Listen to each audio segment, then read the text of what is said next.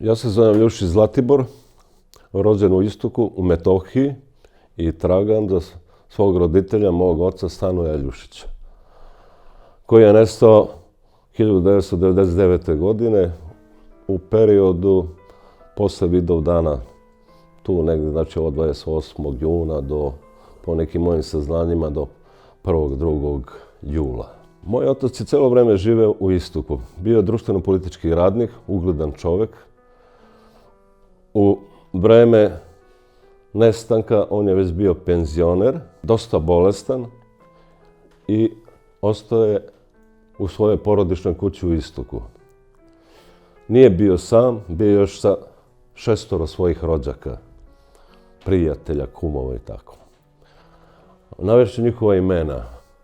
Znači, pored mog oca Ljušić Stanoja, u mojoj porodičnoj kući su bili Petar Đurić, Radoje Vulić, Stanica Vulić, njihov sin Miodrag, zvani Miško, moja tetka Đurđa, udata Vulić, i njen teško bolesni suprug Mihajlo Vulić. Skupili su se u mojoj kući svi zajedno da bi lakše podneli teret tog vremena kada su skoro svi Srbi napustili Istok i da bi bili zajedno. U to vreme zona odgovornosti je pripadala italijanskom korpusu i španskom bataljonu koji su bili smešteni u Istoku.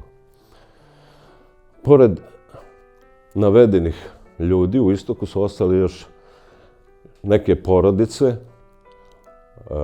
Ja ću navesti da se ne bi zaboravilo njihova imena. Rade Radnić, Vlasta i Ranko Nedeljković, Danica Krstić, Ljubomirka Milosavljević i drugi. Kada se sve to dogodilo, ja sam bio u Beogradu, nisam imao uvida direktno sa terena i sve kontakte koje sam mogao da ostvarim bili su vrlo tada teški zbog nemogućnosti uspostavljanja telefonske veze i uglavnom svi kontakti su se odigravali preko radio veze sa Pećkom patrijaršijom, najviše sa monahom Davidom, sadašnjim vladikom Davidom Perovićem Kruševačkim.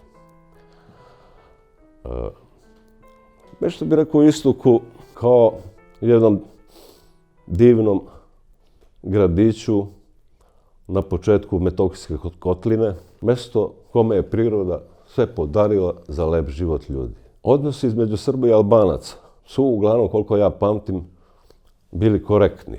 Bilo je međusobnih prijateljstava, pomaganja, druženja, što bi se reklo, nije bilo zle krvi. Međutim, sve se to izokrenulo posle agresije NATO-a na Srbiju i većina ljudi je jednostavno napustila svoje rodno mesto. Ostali su uglavnom ljudi koji su smatrali da ničim nisu zaslužili da mogu biti maltretirani, mučeni, ubijani i ljudi koji su bili vezani srcem za to podneblje.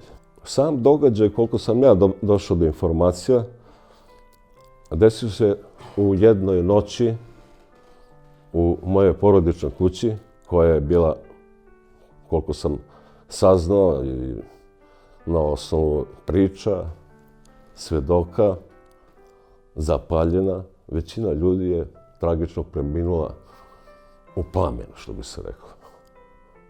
Evo ovdje oko mene, znači, postoje i fotografije tih naših novomučenika, stradalnika, a ovdje kad dođemo u ovu prostoriju, kao da dođemo u neki hram, u jednu prostoriju gdje stanuje bol, patnja, jedna dolina suza. Gledaju vas ove oči i vape da se sazna istina o njihovom stradanju. Bili su pokušaji da se Srbi iz Istoka spasu i bilo je obećanje španskog bataljona da ih izvuku do manastira Gorivača, koji je udaljan par kilometara od centra naselja, eventualno Pećkoj patrijaršiji. Međutim, to jednostavno nije urodilo plodom. Međunarodne snage koje su bile u mandatu da štite sve ljude, nisu ispunile svoj zadatak, obilazili su i moju porodičnu kuću i druge kuće gde su bili ostali Srbi i faktički bili su samo nemi posmatrači. Verovatno da imaju sve podatke i arhive svoje o svim tim događajima. U Istoku faktički u jednoj noći je nestalo sve što je bilo srpsko. Kuće su popaljene, ljudi ubijani ili izvođeni iz mesta, neko je možda završio u nekom zatvoru. To bi Bog jedini znao. I za sve to postoji arhiva i priča ljudi koji su imali kontakte sa ljudima iz španskog bataljona. Dokle je išla ta bestijalnost? Kroz paljenje kuća, kroz uništavanje imovine. Čak su svi voćnjaci bili posečeni, da se uništi jednostavno jedan identitet postojanja Srba na tim prostorima. To se meni, kako da kažem, otvorilo. Kad sam prvi put uspeo da dođem do istoka, jednostavno nisam mogao da prepoznam geografiju mesta. Gde su bili voćnjaci, šumarci, to je sve bilo posečeno, kuće devastirane, zapaljene, pokradene. Nestanak oca sam odmah prijavio Međunarodnom Crvenom krstu, Crvenom krstu Srbije,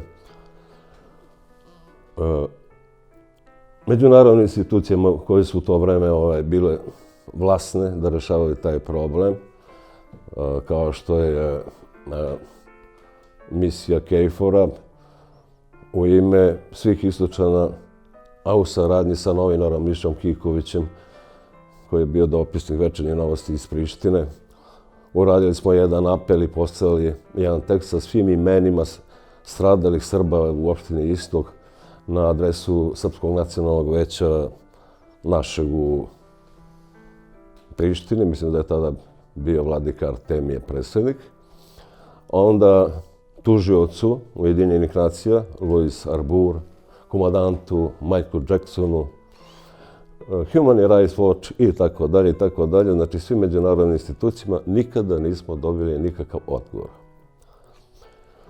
Ono što su moja dalja saznanja, vezano za slučaj u moje porodičnoj kući, posle nekog vremena, znači to su bili letnji meseci 1999. godine, sahranjena su 4 leša u Istočkom pravoslavnom groblju.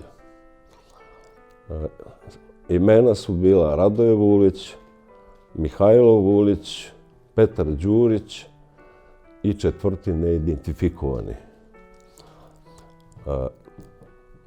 Zahvaljujući počivšem mitropolitu Amfilohiju i monasima koji su bili sa njime u Pećkoj patrijaršiji, održano je opelo normalno u pratnji italijanskog bataljona na Istočkom groblju. I poslije toga te humke su jednostavno nestale. Šta se tada desilo poslije toga, zaista mi nije poznato. Od navedenih lica, kad je utvrđeno DNK analizom, posmrtni ostaci su preneti na groblja u Beogradu, to je Petar Đurić, Radoje Vulić, i od Istočana, što sam ranije zaboravio, znači